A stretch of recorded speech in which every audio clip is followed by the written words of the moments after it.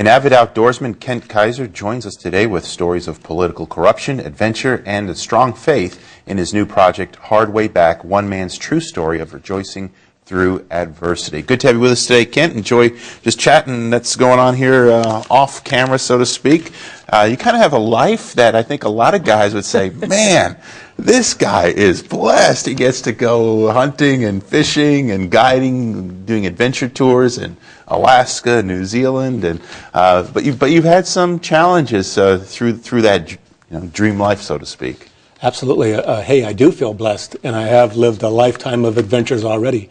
But yeah, I have had a lot of adversity through that. Yeah. Now, the Hard Way Back kind of tells the story of really some of that adversity, and the fact that you kind of got maybe singled out, maybe justly, unjustly, and maybe had to go through some real challenges in dealing with corruption. So kind of give us a little bit of background on what happened there and how that started. Well, it all started, of course, I'm an avid outdoorsman, and the start of the book, basically, what got me entangled in all that was doing adventures in the wilderness and out enjoying myself. Was flying in, doing some wilderness rafting trips, and I crossed the wrong people. And they sort of didn't want me in a certain area at a certain time, and they said they have ways to get me out of there. And next thing I know, I have a U.S. special agent doing his work. Yeah, and you have basically a four-alarm raid, on your house, and that was back in just close to here, up in Niles, Michigan, right? Well, absolutely. It all started there. Was my house was raided by federal agents in America, in Michigan, and of course I live in New Zealand also at times, and then they intertwined that country, and they raided my house in New Zealand also. Yeah. So these were based on this raid was based on trumped up charges. Absolutely. Yeah. Having to do with your business. Yeah, my hunting past. Pretty much all the charges were over paperwork. The right paperwork, the wrong paperwork for what I do in Alaska. So for the hunting and the fishing part. So they did whatever they could do to trump the charges up, and hey, they went after me. Now, in your story and your telling of it as well, you're pretty open and honest, and I was able to read through parts of it yesterday, you kind of show that this was really an emotional. These guys really pushed your buttons in the right way, and maybe brought out some things that I don't know if you regret or just say this is the way that I deal with it.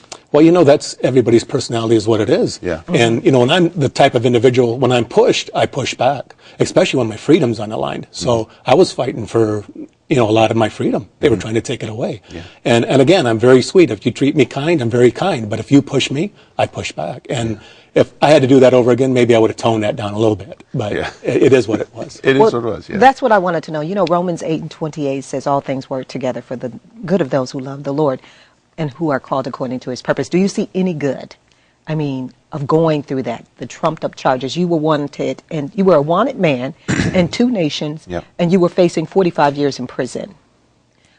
How did that change you for the good? Well, it was, in my opinion, the lifestyle I was living, chasing my own dreams, my own desires. This was really the only way for me to reconnect with God. God put me through all this to get me into that country, abandoned all by myself, so I could reconnect with him on a hillside. And now, the effects are I have such a great relationship with God from going through all this that absolutely. Tell us about that that reconnection time.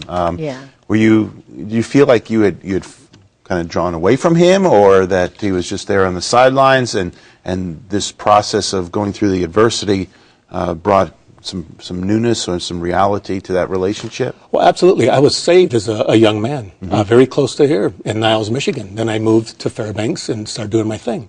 Of course, I chased my own dreams, my own desires. I lived a pretty good lifestyle, so I didn't put God number one in my life. I was chasing my own stuff. And for all this to happen was for God to get me through all this, to get me down into New Zealand, a foreign country. My wife left the country. I had nobody there. I was abandoned. I only had God. And here, I finally couldn't take anymore from all the stress, the pressures, and everything. Yeah, the stress must have been just terrible. It was unbelievable. It's coming from everywhere. You're fighting everybody. You have no advocates. Hey, the jail stuff isn't fun either. So, here I finally couldn't take anymore. I just left all by myself. I climbed to a hillside. I could oversee a beautiful ocean here, the Tasman Sea.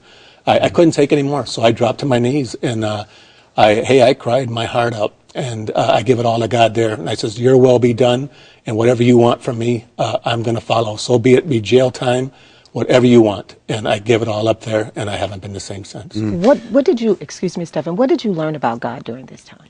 You know, I learned that God will only give you so much that you can handle. Okay. And that he truly loves you. There's no doubt about it, and he'll watch over you. So you kind of laid it all out there on that hillside. You said, Lord, whatever it is that you want, I'm giving up here. I'm giving it over to you. What happened after that? Because you're still in the middle of a. Yeah. I gotta watch my language here. You're still in the middle of a lot of, just crappy stuff going on. There was a lot of bad stuff going on. Yeah. What happened after that? I'll tell you. As soon as I got down on that hillside and came back down, I was full of peace. And I just gave it all to God at that time. And, hey, the peace was inside me. And I really just said, hey, I'm in your hands now. And that was pretty much, the miracles happened after that. I had fought so hard up until that point and used all my energy, mentally, physically, everything. And I was battling a wall that couldn't be pushed down. And for a long, long time. And as soon as I came off that mountainside, things were being knocked down. The walls were being pushed down. The miracles that God performed in my life to get me out of that country, to wrap all this up, to spare me my freedom, everything else. In the book, it details all that stuff. I mean, just the way he handles it. And I'm telling you, there's miracles one after the other. Because this was going on for quite some time. Yes. And you'd think that it was dealt with, and then all of a sudden, here it comes again. How long did that process take? I mean, really, this whole journey through adversity. Oh, I would say, well, I've been going through adversity. It seems like a lifetime, but this particular story was roughly 5 years. Yeah. Yeah. Another story you talk about is that, and just maybe in your bio, you had opportunity to face down a grizzly bear as well up in Alaska. What was that like? Because again, kind of like a lot of guys, and maybe some ladies too, would say this is really kind of an adventurous dream type of glamorous thing, but you've had some encounters out there in the wilderness. Absolutely. And, I wouldn't take them back. I told the guy that was with me that day, I don't wish a grizzly bear attack on anybody any time in their life because it's a really horrible situation. But I says, now we have some great stories to tell our grandchildren and everybody else. But anyway, that was the luckiest day of my life. Yeah. And there's no doubt. I probably should not be sitting here talking to you today because from me to you, I had the grizzly bear that close. You're talking a huge grizzly bear charging me, wanting to kill me. And there again, there's miracles on that day why I'm here. If God hadn't sent his guardian angels for me that day, there's no way I'm sitting here talking to you today. Right. Well, what happened that you were even that close to a bear? Well, I was in Kodiak Island, and that again is a place where the largest carnivores in the world live, the Kodiak grizzly bear. I was out black-tailed deer hunting with a friend, and we just had got done harvesting a giant black-tailed deer. And there's like 4 miracles that happened on this particular day. I just had my guns like from 10 feet away, and I never do that. I haven't been seeing any grizzly bear tracks, anything like that. It was in November. I figured they're hibernating, just a little bit of snow on the ground. So we just got done butchering up a deer, and we started to walk off. And right where I had my guns, which I never do in Alaska, I walked about 20 yards off to the side. My buddy's 25 yards farther from me is a hill going down. And that bear came right up where I had my guns. He had came 30 seconds earlier, he had came right through there. I would have no weapons to protect myself. Yeah. He would have destroyed me, no doubt. He meant that, because when I first saw him, he was roaring, and his mouth was smacking, and that's a bear's sign of saying, I'm really going to whip you good. And I thought, oh, my goodness. And I'm yelling, hey, let me know I'm a man. And instincts, I'm backing up. And I got a big backpack on my back here, full of the meat. My buddy, I had the trophy heads on. You got a big pack full of meat on you, too. Full of it. And so he's coming at me. I mean, instantly he sees me and he comes at me. And all I'm thinking is I got one chance to put my gun up. Normally, they'll bite that gun and I'll pull the trigger. And I'm thinking that's the only chance I have. Miracle number 2, I slip right out from underneath me and I go down onto the ground. So that's just not really TV, that you slip and you fall? No, I do. Okay, I it's fell on right television, on the you always fall. So I'm sticking my gun up, right? And I'm thinking, I'm bracing for the impact. I just got my safety off and I'm going to pull the trigger as soon as he hits the gun. And I'm thinking that's the only chance I have because they're so fast. I didn't dare shoot before. Yeah. So here's the miracle again. I fall down. he automatically sees my friend over here 25 yards away. And it's windy, so my friend really didn't even see nothing going on yet. He couldn't hear the bear roaring or nothing. So the bear goes by me from me to you. No, that close. In an instant, I can't even shoot it so fast. And he goes after my friend because I didn't think that he thought I was a threat at that time. I fell down. My buddy was bigger and up higher. So he just, for some reason, another miracle, he left me at that instant. Went after my buddy. And all I was thinking was, what am I going to tell his wife? Because he's a dead man. All I see is a rear end, this huge, with dirt flying, going straight at him. And there's a little bit of a funny part here, which none of the thing was funny at the time. My friend had hunted with me earlier in the year, and he'd never been to Alaska, and he shot some big moose, so he's really full of himself.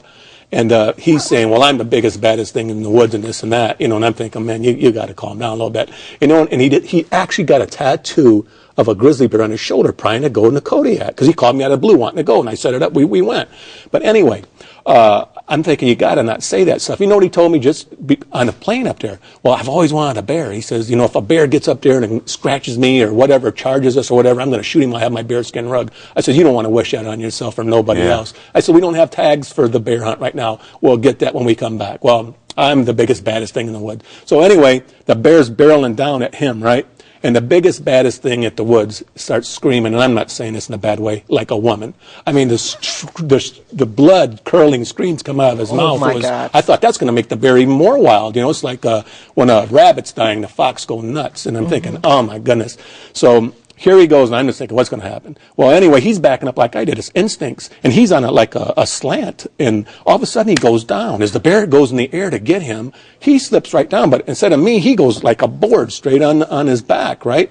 And the bear goes at him, and this is no lie, grabbed him and scratched as he's going over him, ripped his coat and went over him. And I can look at it. Just overshot him. Overshot him because he missed him. He wasn't preparing that. And he missed him and he scratched that. And the guy put his gun up. The bear bit the gun going at him and went over. And it's a hill and it's icy there. So the bear, I could see in his face, was like, oh, I can't believe this, And my buddy, I didn't really watch him at all. I'm watching a bear. So he does like a 180 and he's sliding because he's going so fast. And I thought, then we have a chance. Yeah. So I'm walking down to him. And then my buddy's on the ground, and the bear's really mad. Now, you can just see, you see an angry animal. This bear meant to kill everybody. And he's a big boar, too. So he's coming back at him, mere 5-6 yards away. So I said, what can I do? And I have my scope on this rifle that I have, a high-powered rifle. And I said, I can't look in there because if I shoot at the bear and my buddy got up, he's in between us, I might shoot him. So I'm still thinking, So I just, all of a sudden, the bear's getting ready to come back at him. I shoot, pow, and I'm still thinking that maybe I can defer this, and stop this attack. But anyway, I shot. And it hit right in front of the bear and threw dirt all up in the air, and it did knock him back. And my buddy was on his feet now. And I said, I knew at this time now this bear meant business. I said, shoot the bear, shoot the bear. And he's like a mere just feet away. And boom, he shoots the bear in the chest, and the big bear goes back. And then at this time, I know we have a chance. And I shoot again, pow, and he shoots at the same time. And I seen the bear get hit in the head and some blood flying, this and that. And the bear, you could see at that time in his face, he thought, oh, I made a bad move. And we were going to win the situation. You have to live that day. Right. Yeah. And I had actually 3 shells in my gun. Now I'd shot 2. I had 1 left. I said, how many shells do you have left? Because I can't get them into my backpack. I got hundreds of pounds on there. So anyway, I said, shoot the bear till he dies. And he did. And then we moved on. But that wasn't the end of the story. The minute I took a few pictures, I felt something bad. I said, we need to get out of here. And it's a slant going down. So we walked over to the hillside. 3 more bears were charging up the hill. Wow. So it continued, but we got out of that also. Yeah. Well, the Lord's been good. Absolutely. Yeah. If without a guardian angel that day, I'm not sitting here talking to you. Yeah. Ken, good to have you with us. A lot of stories, but really the bottom line is that we can rejoice through adversity, and as Valerie said, we can look to the Word of God to see God's hand at work through the good times as well as the tough times in our life. To connect with Kent Kaiser, you can go to hardwayback.com. Or you can go to harvest-tv.com, click on Show Info in the menu bar. You'll find an easy way to connect back to Kent's site. Our program today continues in just a moment.